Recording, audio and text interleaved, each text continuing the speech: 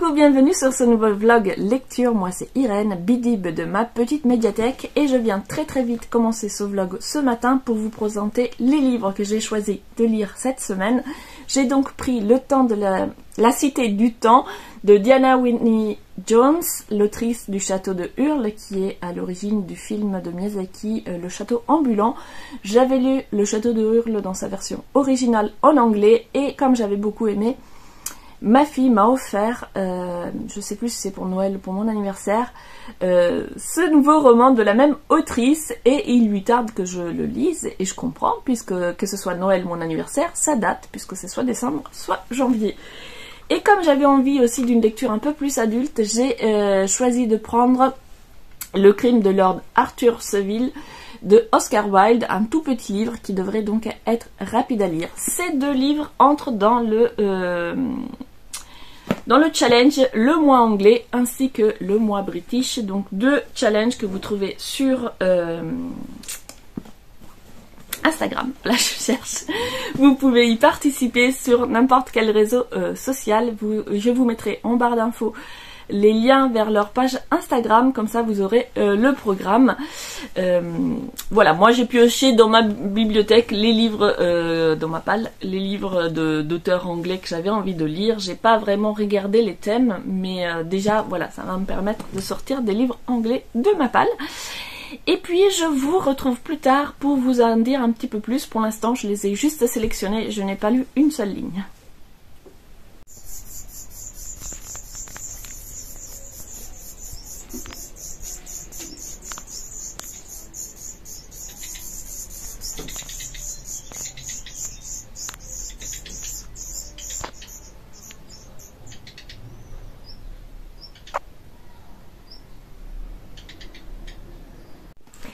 Coucou, je vous retrouve, nous sommes déjà mercredi et j'ai donc avancé dans mes deux lectures. Comme prévu, j'ai lu les deux en simultané, ce qui fait que j'ai pas terminé, même si c'est très petit, mais presque.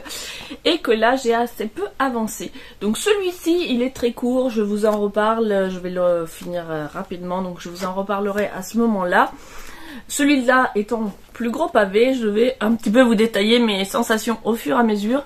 Là, je suis à la page 60 et j'avoue que j'ai un peu de mal à rentrer dedans. Donc j'ai regardé, la version originale a été écrite en 87 et c'est vrai qu'il y a... C'est pas que c'est daté parce que, bon, pour l'instant, ça commence... L'histoire, ça commence, au fait, on va suivre Viviane qui fuit Londres pendant la Deuxième Guerre mondiale pour fuir les bombardements, donc on est en 1939. Et elle est kidnappée par deux enfants venus de la Cité du Temps, qui est quelque part dans l'espace-temps, et eux sont, du coup, ils viennent d'un futur très lointain, enfin, du coup, d'un espace hors du temps, mais qui viennent d'un futur quand même très lointain. Du coup, on peut pas vraiment dire que ça vieillit dans le sens où le quotidien des enfants est complètement loufoque, donc enfin, ils sont dans la Cité du Temps, donc ça peut pas avoir vieilli, mais ça vieillit peut-être dans l'ambiance. Je trouve que les romans jeunesse des années 80 décrivent des enfants, enfin, je sais pas comment dire, en fait, les enfants tels qu'ils sont dans ce roman, moi, ils m'ont pas l'air réalistes, mais je me dis, c'est pas qu'ils sont pas réalistes, c'est qu'ils étaient probablement réalistes pour les années 80, mais les enfants n'ont plus la même façon de réfléchir, en fait. Et je les trouve... Alors, je sais pas si je trouve les bons mots pour dire. En fait, je les trouve très naïfs, un peu... Des fois, j'étais là, genre, mais ils ont pas inventé l'eau chaude, hein, ils sont... Et j'ai l'impression que les enfants aujourd'hui, ils sont un petit peu plus... un peu moins naïfs peut-être. Après, je me trompe peut-être, mais en tout cas, c'est la sensation que ça m'a fait. Et en lisant, j'avais du mal à plonger dedans parce que les enfants, je les trouve un peu... je sais pas comment dire ça poliment, quoi, mais pas très intelligents en fait. Alors ils viennent du futur, ils font fonctionner des tas de machines hyper compliquées, ils voyagent dans le temps et en même temps ils réfléchissent. Enfin j'étais là, mais pourquoi il fait ça? Du coup j'ai vraiment du mal pour l'instant, alors je n'ai lu que 60 pages. Mais voilà, les protagonistes, je les trouve un peu fades. Je comprends pas tellement leur motivation. Elles disent qu'ils veulent sauver la cité du temps, etc. Mais en fait, il y a déjà les adultes qui sont sur le coup, donc de quoi tu te mêles? C'est même pas parce qu'ils ont une information que les adultes n'ont pas, parce qu'ils ont piqué l'information qu'ils ont aux adultes qui s'occupent de l'affaire. Donc t'as envie de dire, mais pourquoi tu fais ça? Alors, je sais pas, il y a beaucoup d'aventures comme ça pour enfants, où c'est les enfants qui vont sauver le monde, etc. Mais il y a une raison, c'est-à-dire ils ont une information que les adultes n'ont pas, ou alors ils ont quelque chose que les adultes n'ont pas. Là, finalement, ils ont moins d'informations que les adultes, et moins de savoir-faire, ils savent absolument pas ce qu'ils font, et du coup ils font n'importe quoi, et tu sais même pas pourquoi ils se lancent là-dedans, parce qu'ils s'ennuient, enfin je sais pas.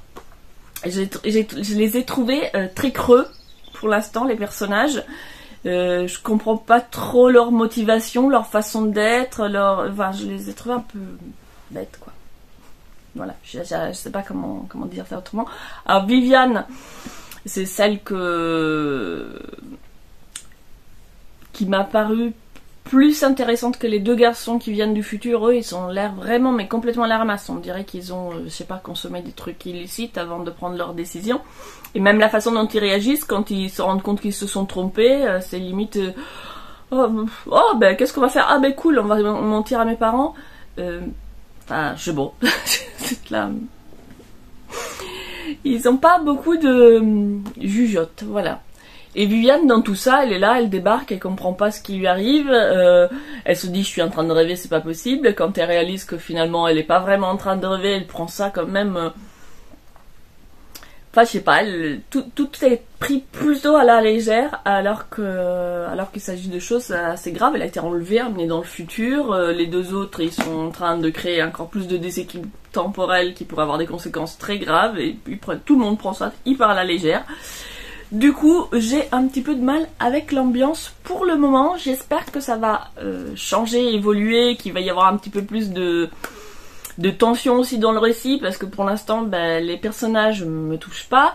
Leur personnalité, je la trouve assez creuse. Il n'y a pas tellement de rythme dans la narration et tout. Il y a les descriptions de ce futur, mais bon, enfin, je sais pas. Je suis pas un enfant des années 80, enfin si, mais 40 ans plus tard. Donc j'en ai vu d'autres, des descriptions d'univers futuristes, ça n'a rien de waouh. Donc pour l'instant, je suis pas vraiment emballée. Donc j'espère que ça va évoluer. Sur ce, je vous laisse pour aujourd'hui. Oh, je fais tout bouger. Et je vous retrouve un petit peu plus tard en espérant que j'accroche un peu plus à ce récit. En plus c'est dommage, c'est un cadeau de ma fille, donc j'aurais bien aimé accrocher, mais là pour l'instant, pas trop ça.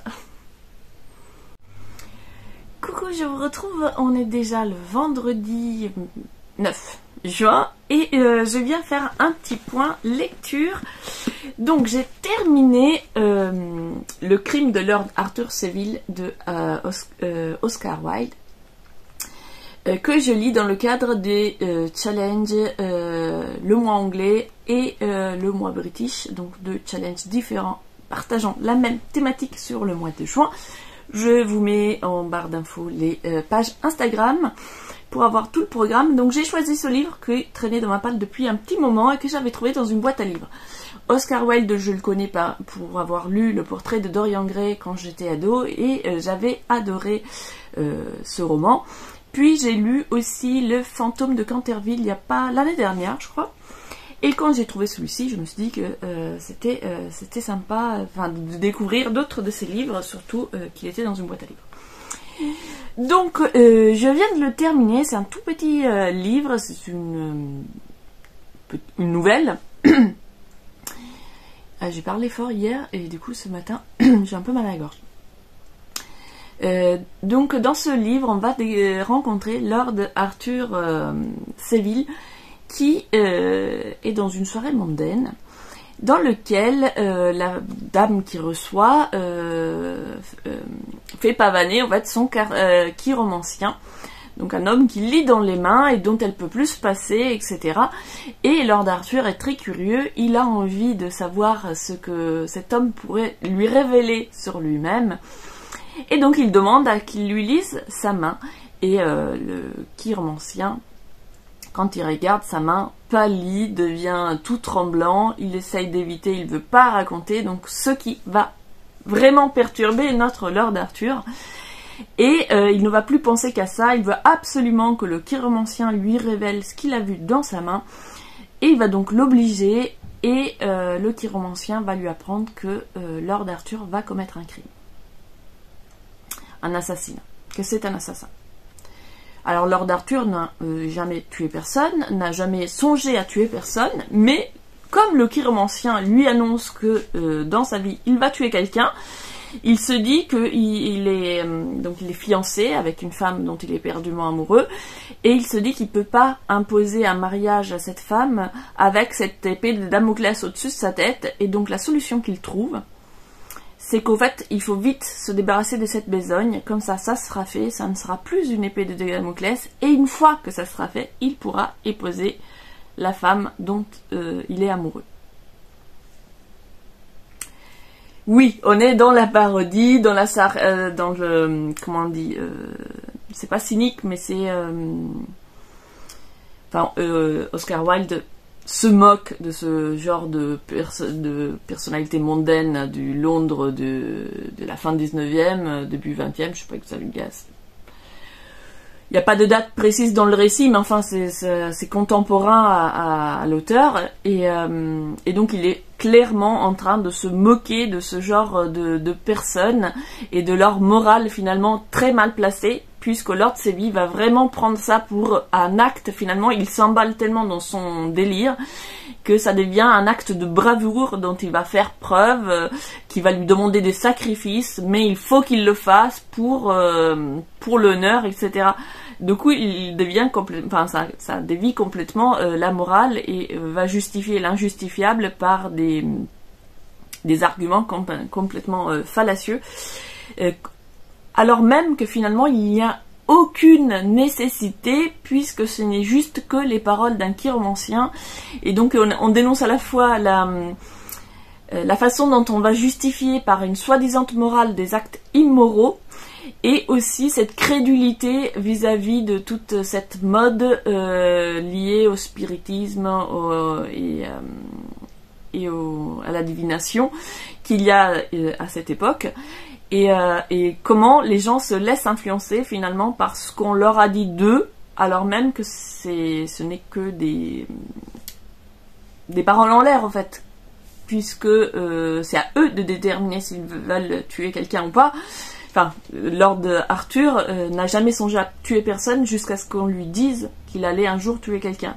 Et là, il commence à réfléchir à qui je pourrais tuer, comment je pourrais le tuer, etc. Vraiment planifier les choses. Donc voilà, c'est un petit récit caustique.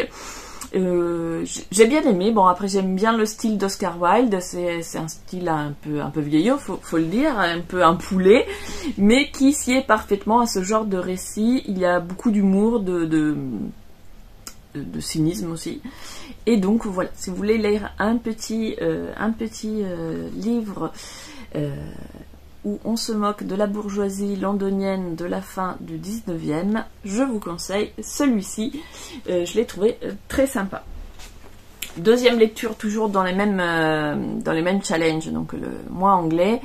J'avais pris La Cité du Temps de Diana Wynne Jones, qui m'a été offert par ma fille, un roman jeunesse dont la version originale date des années 80, donc je crois que ça a été écrit en 87, et qui a été récemment traduit en français et publié aux éditions Inis.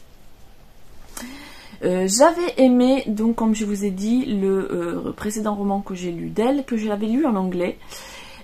Ici j'ai beaucoup de mal, donc j'ai avancé un petit peu, mais voilà, j'étais à la page 60, je suis à la page 69, j'ai vraiment du mal à m'accrocher. Pour l'instant il se passe, enfin, à part le point de départ où l'héroïne, donc Viviane, qui fuit donc la guerre à Londres en 1939, est propulsée dans cette cité du temps par deux enfants qui ont l'air un petit peu simplés quand même. Bon voilà, il y a ce gros événement et après il se passe rien. Et je m'ennuie. Je dois dire que je m'ennuie. Les personnages ne sont pas touchants. Le cadre est pas... voilà, on a la description de cette cité du temps, mais voilà, que je trouve pas très intéressante. Et c'est surtout la personnalité des personnages. Voilà, c'est des enfants un peu simplés à mon goût. Donc je vais essayer d'aller encore un peu plus loin, parce que 69 pages pour abandonner un livre, c'est pas beaucoup. Mais pour l'instant, j'accroche pas, et du coup, en plus... Enfin, du coup, j'ai du mal à m'y mettre, en fait. Donc, comme bien même ça soit écrit simple, c'est un livre pour enfants, chaque page me... Voilà. Du coup, j'ai vraiment du mal à m'y mettre. Je vais en lire encore une trentaine. Et puis, si à page 100, il se passe toujours rien et que je m'ennuie toujours autant, ben tant pis, c'est dommage, parce que c'est un cadeau, mais là, franchement, j'ai du mal. Hein. J'accroche pas du tout. Les deux gamins, Viviane c'est la seule qui a l'air d'avoir un petit peu de jugeote. Les deux autres, là, venus du futur, il n'y en a pas un pour attraper l'autre. Ils ont l'air vraiment... je sais pas, c'est complètement déconnecté. Peut-être que c'est justement cette ville qui est hors du temps qui fait que les gens qui y vivent ont l'air complètement déconnectés de la réalité. Mais il y a par exemple une scène, ça m'a marqué. Donc Sam, c'est le plus petit des garçons. Il avait la charge de remettre les clés à leur place, des clés qu'il avait volées à son père. Et comme Sam est peut-être trop petit, je ne sais pas, mais il a l'air un petit peu idiot aussi. Il était fatigué, donc il n'a pas rangé les clés. Déjà, tu te dis, tu fais un truc hyper interdit et tout, vous risquez gros, bah tu vas ranger les clés même si t'es fatigué. C'est quoi ce gamin, quoi. Mais bon, voilà, il était fatigué, il n'a pas rangé les clés, du coup il l'a fait le lendemain, et du coup il se fait choper par son père qui lui fout une raclée. Et en fait, quand il raconte aux deux autres qu'il s'est fait taper par son père, il n'y en a aucun qui relève. Genre, on s'en fout que son père l'ait tapé.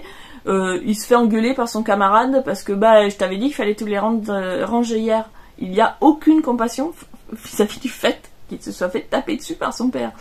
Et ça m'a fait trop bizarre. Je me suis dit, mais soit c'est parce que c'est écrit dans les années 80 et que c'était considéré comme normal, j'en sais rien. Mais enfin, là, ses camarades, ils devraient quand même avoir de la compassion pour lui. Enfin, donc Viviane, oui, elle a de la compassion pour lui, mais elle se garde bien de le dire quoi que ce soit, parce que bon, faudrait pas qu'elle s'exprime, la pauvre petite. Enfin, je sais pas, il y a des scènes comme ça qui me laissent hyper perplexe. Le plus grand garçon, je sais plus comment il s'appelle, il est limite antipathique. Son pote se fait taper, il en a rien à foutre, il a rien à foutre de rien. Tout ce qui lui intéresse, c'est son plan hyper foireux.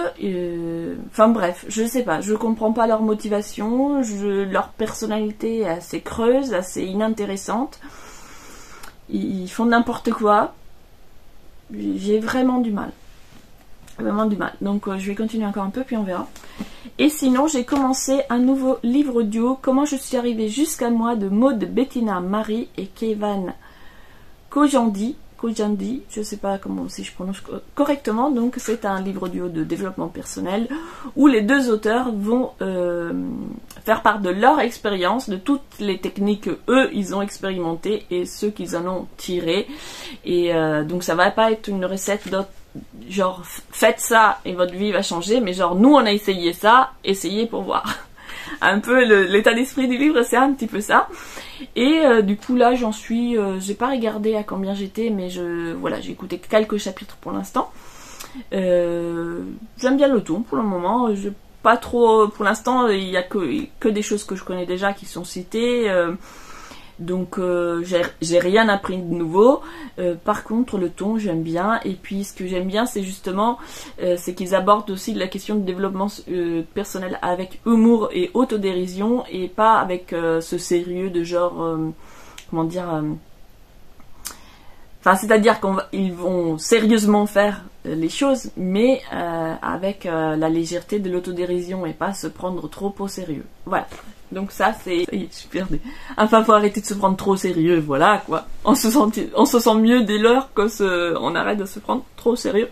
Selon moi, ça marche avec moi. Après, chacun ses façons de faire. Voilà pour le petit update lecture. Je vous laisse là pour aujourd'hui et je vous retrouverai un petit peu plus tard si j'ai avancé dans mes lectures. Coucou, nous sommes mardi 13 et je vous retrouve pour continuer ce vlog. Vous aurez peut-être remarqué que dimanche dernier, il n'y en a pas eu et pour cause, j'ai décidé de faire sur 15 jours. Finalement, je lis pas beaucoup en ce moment. En tout cas, je lis mais lentement, j'avance lentement dans mes lectures. Du coup, venir tous les dimanches faire des updates me semblait un peu trop redondant. Et puis, entre le vlog créatif, le vlog lecture et puis tout simplement la vie, ça commençait à faire beaucoup. Du coup, je me suis dit j'allais étaler sur 15 jours et ça allait moins me prendre la tête dans le sens où je veux que voilà, ça reste un plaisir et que je stresse pas à me dire ah, c'est aujourd'hui qu'il faut que je poste, etc. Du coup, vous aurez un vlog lecture de 15 jours et je vous reprends du coup aujourd'hui juste pour vous présenter ma lecture en cours, Arcana, le tome 1, le Coven du Tarot, donc de Serena Blasco, est sorti chez Dracou. J'avais acheté cette BD parce que je la trouvais très belle d'une part, la couverture m'avait fait très envie, et puis parce que c'était en avril-mai le challenge, c'est le challenge organisé par Livromancienne qui s'axait sur le tarot et qui s'appelait Tarot Book Challenge. Il faut d'ailleurs que je fasse la vidéo de mon bilan. Le challenge s'est terminé du coup fin mai et j'avais complètement zappé sur un coin d'un étagère ma bande dessinée. Je n'ai donc pas eu le temps de la lire dans le cadre du challenge, mais qu'à cela ne tienne, je vais la lire quand même. Donc je l'ai commencé, j'ai pas tout lu d'un coup parce qu'il y a quand même pas mal d'explications. Je vous montre quelques images pour voir le dessin. Je trouve les dessins vraiment très jolis. Hop. Voilà. Et je trouve l'histoire est très sympa aussi. Du coup, le pays est divisé en différentes... Enfin, il y a différentes îles. Chaque île correspond à une arcane, je crois que ça s'appelle. Les bâtons, les deniers, etc.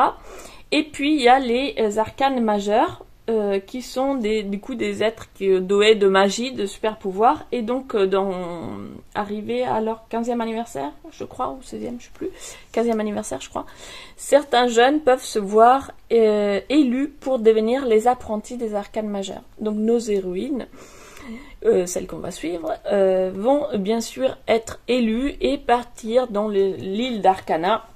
C'est là où se vivent les arcanes majeurs et où vivent tous les apprentis. Et donc là, dans ce premier tome, on va du coup découvrir nos héroïnes et leur arrivée sur Arcana.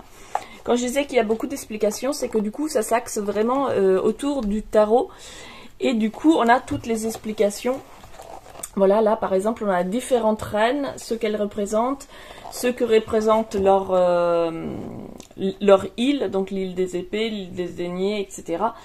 Et ensuite, on a carrément toutes les explications pour chaque carte. Et du coup, je trouve c'est hyper sympa parce que si on veut apprendre le tarot, mais lire un livre sur le tarot, c'est pas toujours très fun. En lisant cette bande dessinée, on va en même temps suivre une aventure et en même temps découvrir un peu chaque arcane, ce qu'elle représente.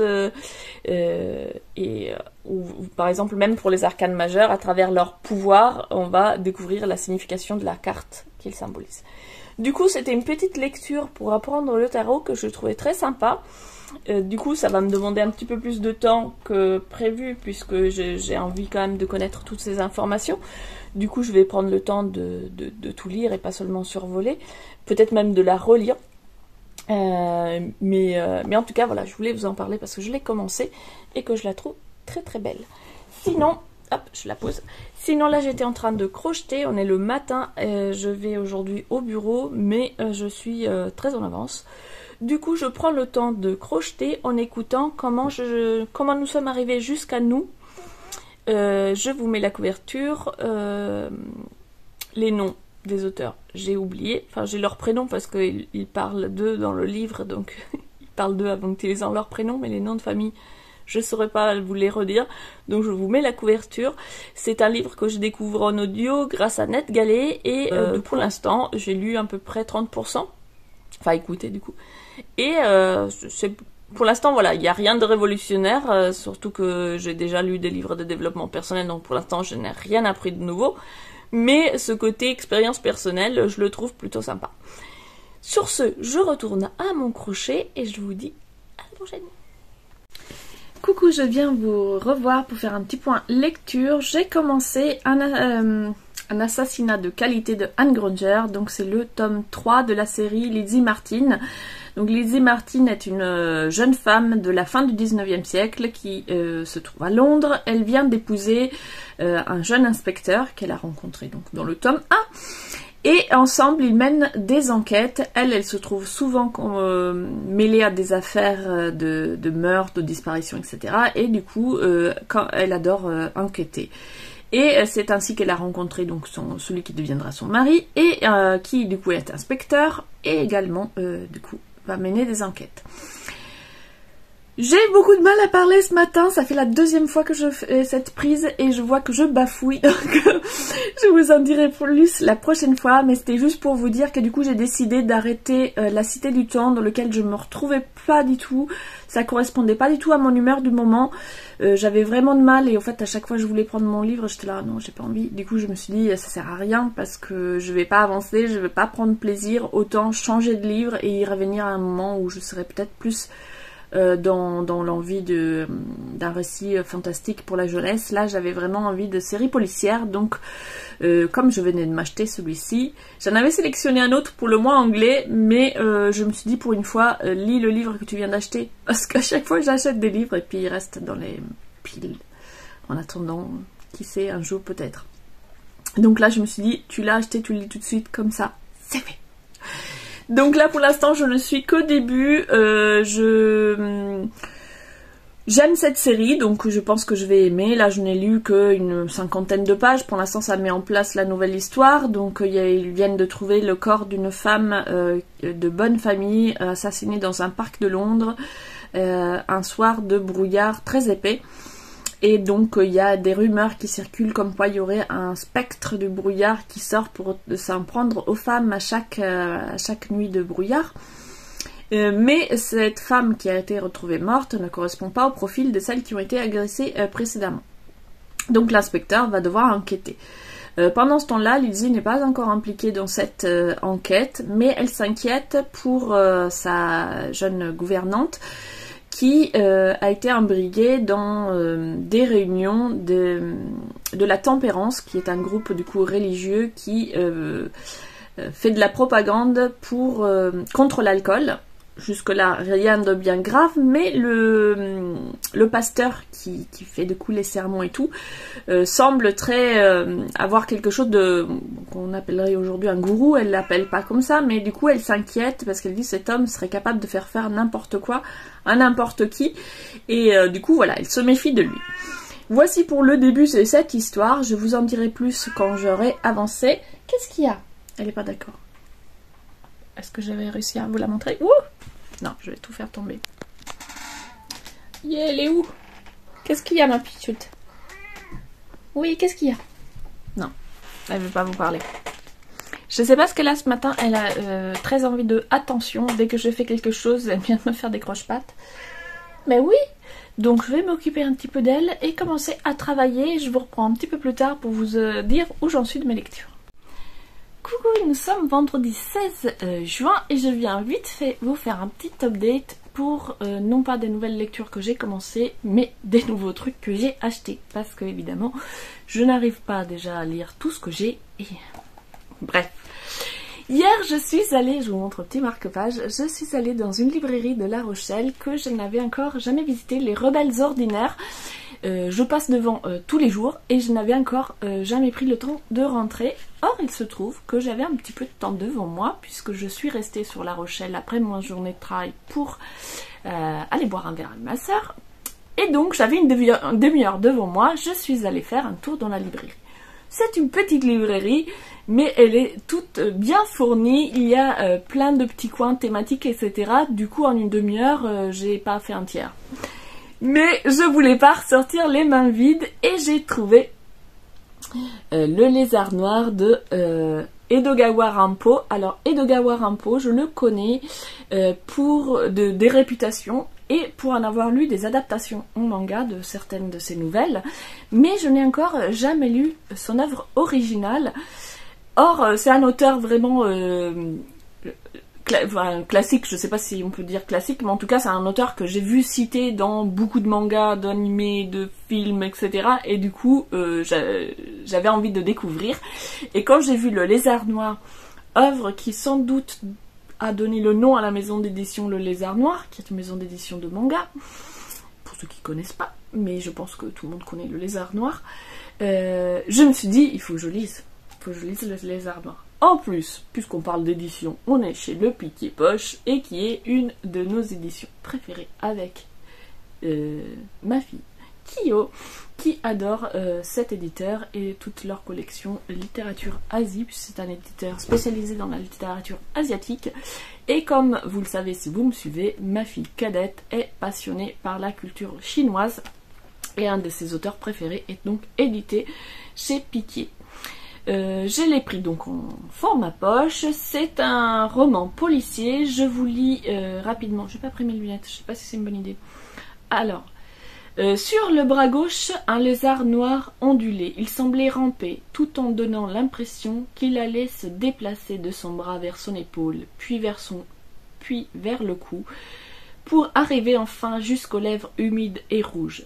Il restait indéfiniment sur place. Une enquête de Kogoro Akechi est certainement le plus célèbre roman policier de Dogawa Rampo. Un cambriolage rocambolesque lancera le détective dans une course-poursuite sur les traces d'une femme fatale et sans scrupules surnommée le Lézard Noir. Un enlèvement réussi et des travestissements déconcertants mettront à mal la perspicacité sa perspicacité et conduiront le lecteur dans un labyrinthe secret et inattendu jusqu'à un musée extravagant. Yukio Mishima avait adapté le roman au théâtre, jouant lui-même le rôle dans le film qui en fut tiré par le réalisateur Kenji Fukasaku en 1968.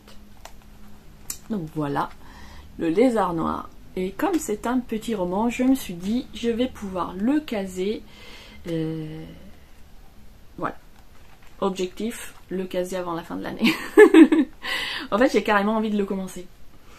Sauf que je viens de commencer un roman policier ambianté dans le Londres du 19e. Je vais peut-être pas lire les deux simultanément, mais franchement j'ai très envie de le commencer, donc je pense que dès que j'ai fini l'enquête de Lizzie, je commence celui-ci. Et dans un registre complètement différent, je suis passée au kiosque de la gare parce que j'avais de l'avance sur mon train et j'ai craqué pour deux magazines d'histoire qui sont du coup mes deux magazines préférés. Historia avec un hors-série spécial étrusque.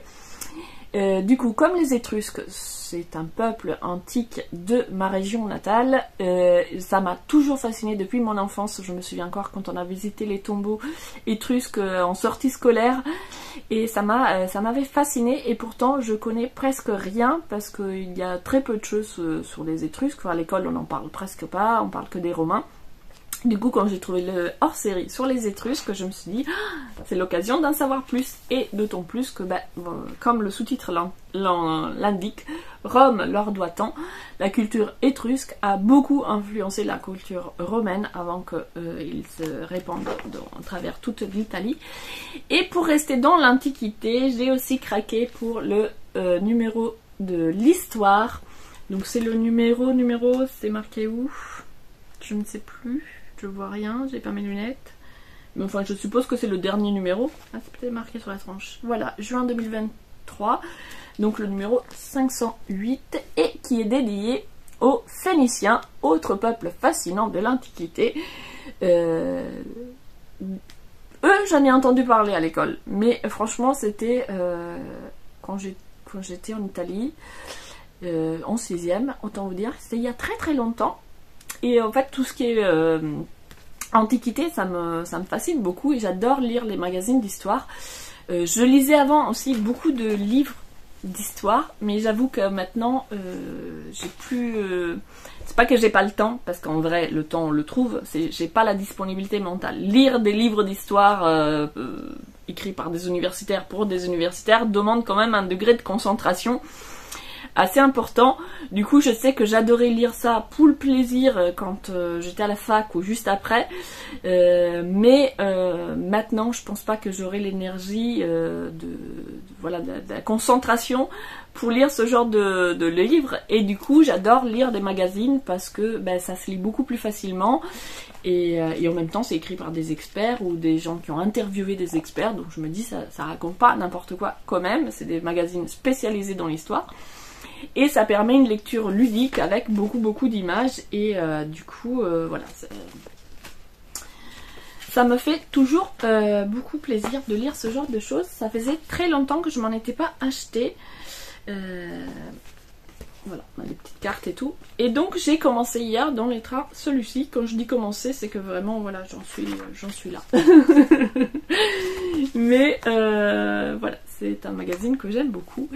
Et donc je vais lire ça voilà, quand j'aurai pas envie de roman, pourquoi pas. Du coup je pense que je vais... Mais le problème c'est dans le sac, il s'abîme. Déjà hier, rien que pour le transport. Mais je me dis, si je me les laisse dans mon sac pour aller travailler, quand j'ai pas envie de roman, je pourrais en lire. Sinon, souvent, je commence à le lire quand je l'achète dans le train, puis je le pose chez moi et je pourrai jamais le finir. Bon, sur ce, je vous laisse et je vous retrouve plus tard. Coucou, je vous retrouve, nous sommes déjà dimanche 18 juin. Je suis dans ma cour et je sais pas si vous les entendez, mais alors il y a la vigne vierge qui est en fleurs, donc il y a des abeilles de partout. C'est assez impressionnant, elles adorent la vigne vierge. Donc déjà qu'on avait de labourage en début de printemps, la vigne vierge en juin, c'est le paradis des abeilles ici. Bon, malheureusement c'est aussi le paradis des mouches parce qu'elles viennent chercher la fraîcheur, mais enfin... Donc je vous retrouve dans ma cour pour vous parler de ma dernière lecture terminée avant de conclure ce vlog. Donc j'ai terminé hier soir comment je suis arrivée jusqu'à moi. Évidemment j'ai pas pensé à prendre mes notes et du coup les noms je me souviens pas exactement. Donc je vous mettrai une couverture ici et je vous dis juste ce que j'en ai pensé. Donc je vous en ai déjà parlé un petit peu. Donc les auteurs vont revenir sur leur propre expérience personnelle, donc de la thérapie, de développement personnel, ce qui a marché pour eux, leurs réflexions, etc. Donc ils ne livrent pas du tout de méthode de comment faire mais plutôt voilà, c'est vraiment leur vécu personnel et ça donne des pistes de réflexion. Qu'est-ce que vous pouvez essayer de faire, qu'est-ce que vous pouvez aller chercher dans le développement personnel si comme nous vous avez telle ou telle problématique. Du coup c'est intéressant parce que ça donne un point de vue beaucoup plus personnel et moins théorique. Souvent on a des livres de développement personnel qui vont donner des méthodes, mais ça reste assez abstrait. Là on est vraiment dans le concret puisqu'ils nous parlent de leur vie, de leurs problèmes, de leurs angoisses et qu'est-ce qu'ils ont fait pour essayer de répondre du coup à ces angoisses et aller mieux du coup. Donc c'est intéressant. Après d'un point de vue personnel, moi je n'ai rien appris parce que toutes les méthodes dont ils parlent, je les ai déjà entendues par ailleurs. Mais je trouvais ça intéressant d'avoir un retour d'expérience personnelle sur ces différentes méthodes et puis du coup d'avoir un retour comme ça pour ceux qui ne seraient encore jamais allés vers le développement personnel. Ça peut donner des pistes de réflexion et des choses à aller ensuite chercher et développer avec d'autres lectures ou alors avec des thérapeutes. Et pour d'autres personnes qui comme moi ont déjà cette démarche, ça permet aussi de... du coup on est moins seul dans cette démarche, on a des retours très personnels des deux auteurs qui se livrent vraiment sur leurs problèmes avec leurs parents, leurs angoisses, leurs problèmes avec leur estime de soi, etc. Donc voilà, c'est toujours intéressant, moi je trouve, d'avoir comme ça des retours personnels.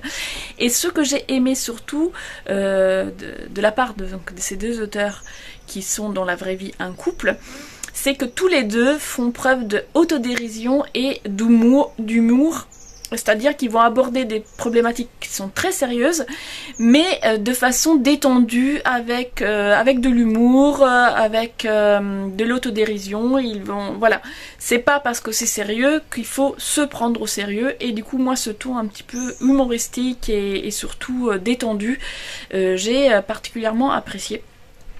Donc voilà, une lecture sympa, pas révolutionnaire du coup puisque j'ai rien appris de nouveau, mais quand même intéressante et dont le ton m'a séduit. Et c'est sur cette lecture que je termine donc ce vlog et je vous retrouve la semaine prochaine avec d'autres lectures. N'hésitez pas à mettre un petit pouce si ça vous a plu, à vous abonner et moi je vous dis à bientôt.